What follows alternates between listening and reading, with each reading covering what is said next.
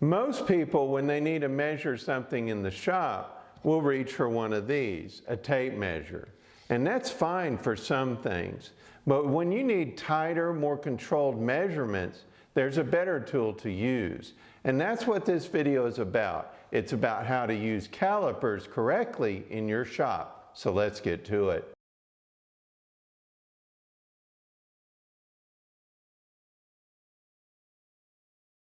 So why calipers? Well, with a tape measure, you're limited by the divisions that are on the tape. And most tapes only go down to 30/32 of an inch. So if you need a measurement that's tighter than that, you're limited by the tape and you'll be estimating between the lines.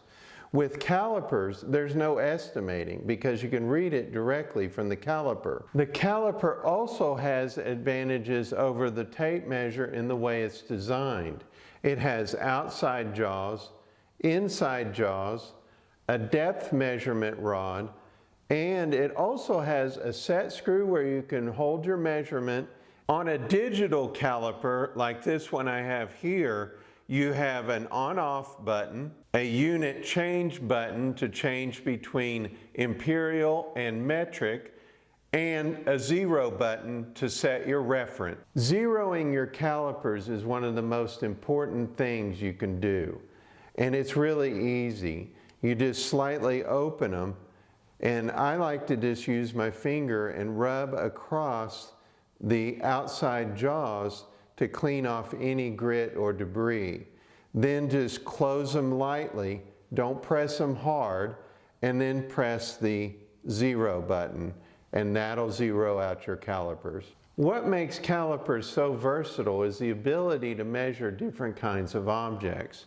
With the outside jaws, you can measure the outside diameter of an object or even the thickness of a sheet.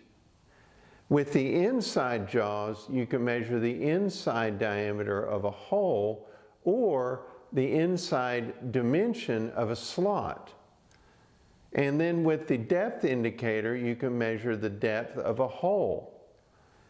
And with this feature on the back side, you can measure the distance between two steps. When you're using calipers, remember, this is not a clamp.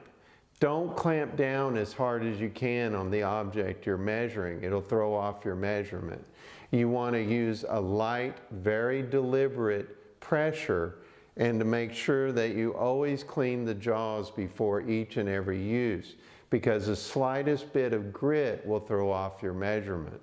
A pair of calipers will be good for most shop precision, as it'll give you an accuracy down to plus or minus a thousandth of an inch, and that's good for most things.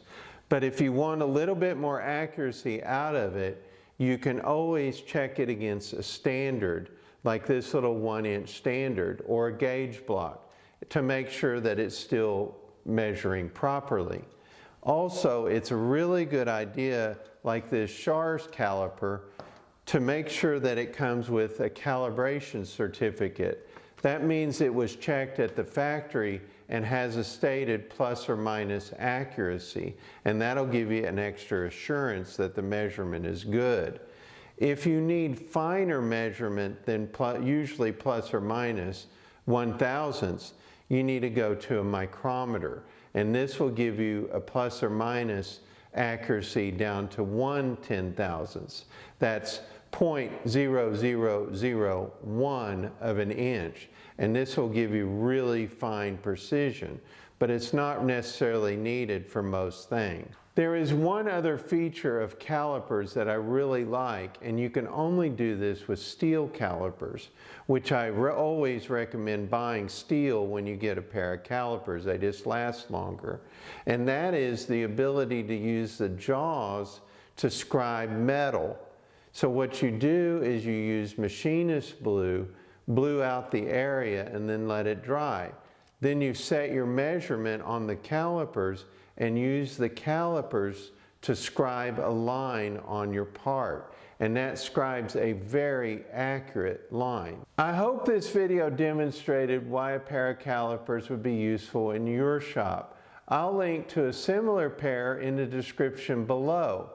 If you found this video useful, please like or subscribe, and we'll see you in the next video. Thank you for watching.